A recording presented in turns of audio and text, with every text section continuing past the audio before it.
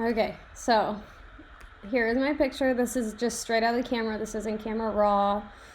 So obviously it's a little dark, but we'll edit that. So over here are my presets. You'll notice none of them really look the way I want to just because of the light and the way it worked. Those are other shoots, so I'm gonna do my own. So usually I start at the top. Now I accidentally started with exposure. Normally I start with my my hue and my warmth, and I try to make it warm, but you'll see I fix that in a little bit. So I made it brighter. I usually drop the highlights, so anything that's blown out by the sun, like blown out and looks white, will kind of drop down so you can see it better. I bring up my shadows so then you can see the subject's face a little more.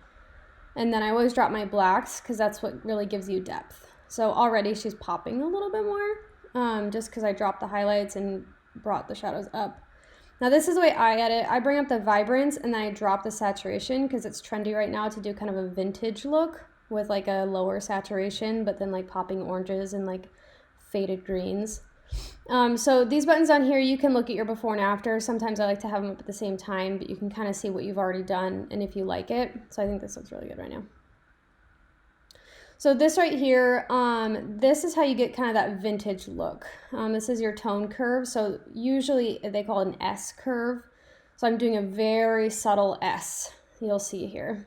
And so see already it makes it muted, which is super trendy right now. And then don't be afraid to use your color, like your HSL. So this is what's gonna grab those raw pixels. And that's why you wanna use raw, because it'll grab those little teeny tiny color pixels. So, okay, this is where I'm like, as I was doing this, I'm like, okay, she just seems red, and like, I feel like I missed something, and this is when I realized I missed my tone. So normally you'd want to change your hue up at the top where it's like blue and yellow. You'd want to make it yellow first. But the tones of skin are usually the reds, oranges, and yellows. So you can play with those a little bit to make their skin really like supple and vibrant. So here I go back, I'm like, okay, something's not right. So then I change it, and there it looks better. I made it really warm. It brings out the oranges, makes the grass really faded yellow and pretty. And then I make it a little bit more green, so it's not quite so pinky and red.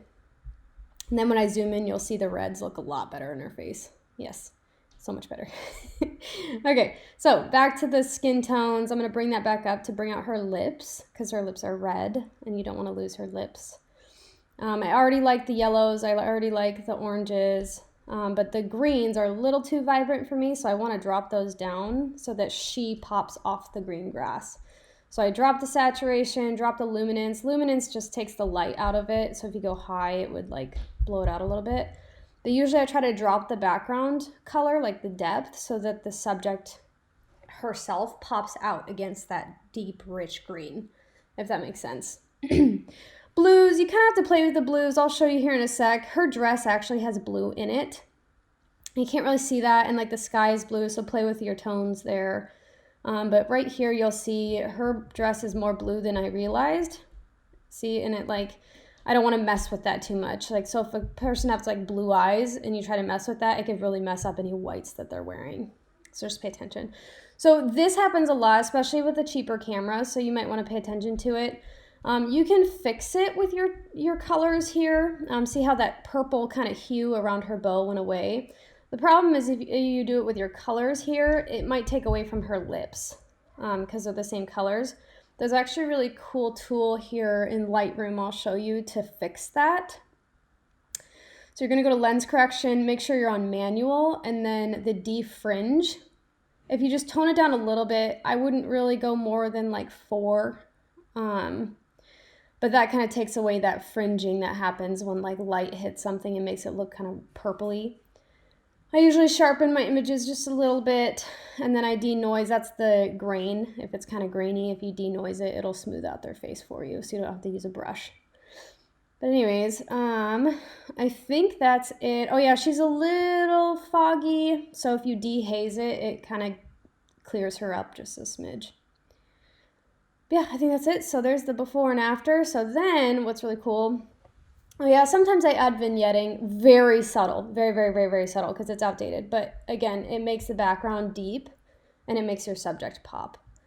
And then, so we'll go to the next picture and you can see how quick it is. So that alone took about 5 minutes. So then the easy, quick process goes in the next photo because it's the same setting. So there's the original, or there's the edit. Here's the next one. So it's raw. If you just hit previous, boom, it puts everything I edited. I think I kind of play with the exposure because I think my lighting was a little bit different, but not a ton. So you can kind of play with it, see what you like. I went dark and I went back. I'm like, I don't like that one. So I make it bright again. But yeah, so that's how you can edit your photos really efficiently. I just did 2 photos in 5 minutes.